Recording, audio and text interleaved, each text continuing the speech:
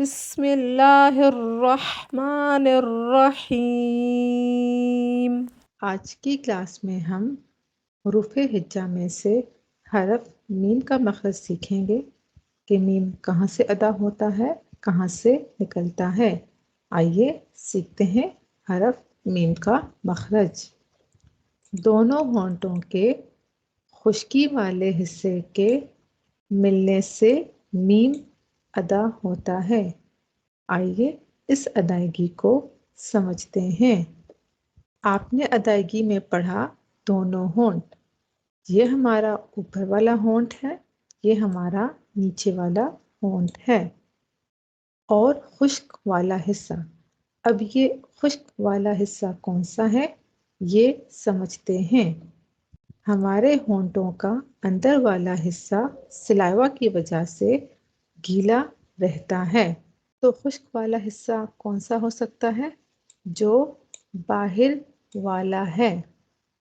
تو جو ہونٹوں کا باہر والا حصہ ہے، گیلے کے بعد والا، یہ خشک والا حصہ ہے۔ تو جب یہ آپس میں مل جاتے ہیں، مطلب اوپر کے ہونٹ کا خشک والا حصہ اور نچلے والے ہونٹ کا خشک والا حصہ، جب یہ آپس میں پوری طریقے سے چپک جاتے ہیں، مل جاتے ہیں، تب جا کے ایک حرف میم ادا ہوتا ہے۔ آپ نے ایک بات نوٹ کی ہوگی، جب بھی آپ میم کو پڑھتے ہیں تو آپ محسوس کر رہے ہوں گے کہ ہمارے ناک کے بانسے میں تھوڑی سی آواز گونج رہی ہوتی ہے۔ وہ کیا ہوتی ہے؟ آئیے یہ سمجھتے ہیں۔ میم کو حرف غنہ کہتے ہیں اور غنے کی وجہ سے ہی آپ کے ناک کے اندر آواز گونج رہی ہوتی ہے۔ غنہ کسے کہتے ہیں؟ آئیے یہ سمجھتے ہیں۔ ناک کی نرم ہڈی کو اردو میں بانسا، عربی میں خیشوم کہتے ہیں۔ اور ناک کے اس بانسے سے، ناک کی اس نرم ہڈی سے کوئی حرف ادا نہیں ہوتا، صرف میم کی صفت غنہ ادا ہوتی ہے۔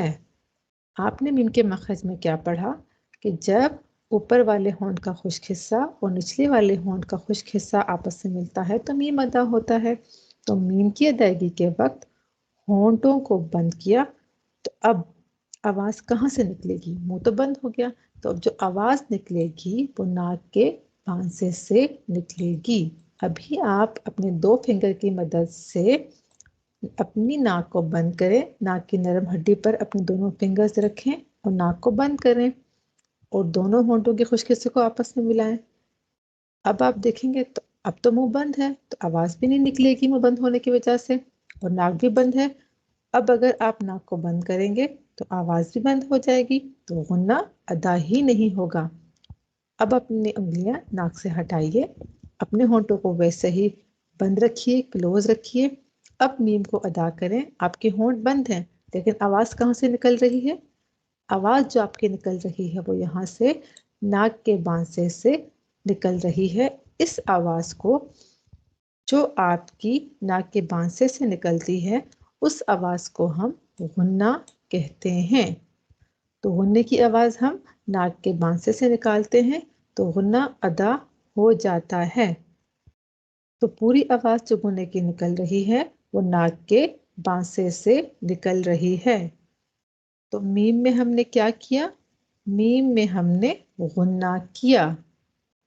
اب اگر ہم اس کی مشق کریں، میم زبر ما، میم زیر می، میم پیش مو، ما می مو، حمزہ میم زبر ام، حمزہ میم زیر ام،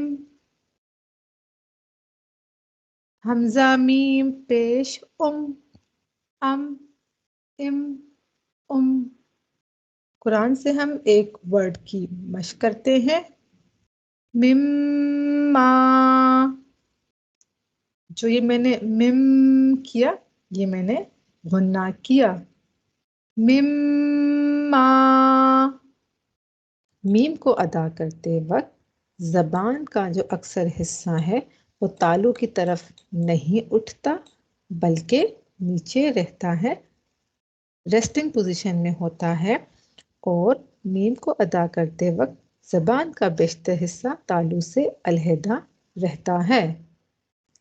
یہ میم کا نیم ہے، یہ میم کی شیپ ہے۔ آئیے میم کو ادا کرتے ہیں۔ اپنے دونوں ہونٹوں کے خشک حصے کو آپس میں ملائیے۔ میم۔ اپنی ناک کے اندر آپ گونج محسوس کر رہے ہیں، جو آواز آپ محسوس کر رہے ہیں اسے ہم غنہ کہتے ہیں۔ میم میم۔